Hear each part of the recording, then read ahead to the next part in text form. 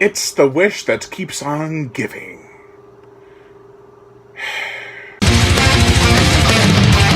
Welcome to the horror show. You realize there is nowhere to run. Don't know who came to fight. Paranoia is getting alive.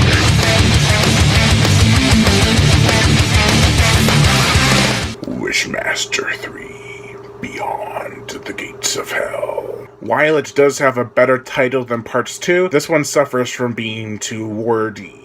The plot. After Diana Collins, played by AJ Cook from Final Destination 2, Ripper, and Night Skies, discovers a rare opal, she proceeds to rub it and unknowingly releases the djinn. When her professor, Joel Barish, played by Jason Connery, who is also in Night Skies alongside AJ Cook, is possessed by the djinn. Collins, along with her boyfriend Greg, played by Tobias Mihler, he's from that 1999 monster movie that I reviewed called Monster from the Sci-Fi Channel. And her friend, played by Daniela Evangelista, who is also from Ripper alongside AJ Cook, to stop the beast. This time with a more hands-on approach that'll hopefully go beyond the gates of hell. The djinn, played by John Novak, who does an average job, brings more charisma to the characters than Barish did, but both are pretty on par considering they have certain quirks that I liked and disliked about them. Shed quirks include Novak's portrayal of the djinn using blackmail to gain wishes from his victims, and Barish's portrayal of the djinn using his charm and seduction to gain wishes from his victims. The reason they work is because it makes him the most likable character in both forms, out of a sea of bland performances. The reason they don't work is because it's totally out of the djinn's character. Barish probably has the better ways of swaying people to wish, because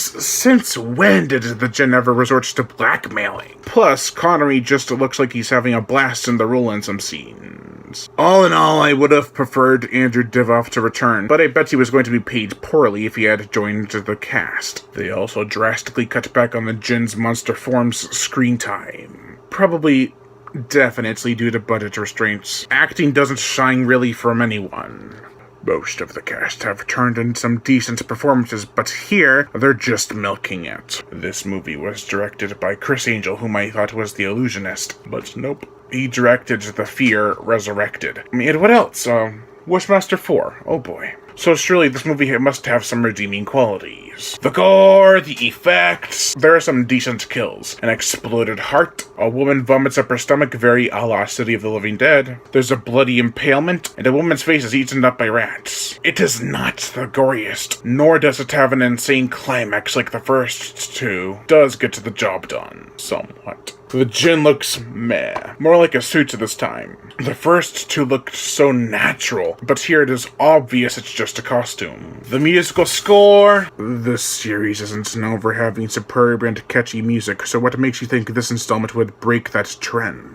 This was bad. I didn't give a crap. I called out characters for making poor decisions. The djinn isn't great, neither is the musical scoring. Also, this turned into a teenage slasher movie. Not like a Wishmaster movie should be. The gore and kills were good, and there was a decent cast that just put in subpar performances. But still, this is just another early 2000s GTV movie, with quality that shows uninterested talent behind it. And where the hell were the gates of hell in all of this? They aren't even mentioned once. Overall, I give Wishmaster 3, Beyond the Gates of Hell a 2 out of 5.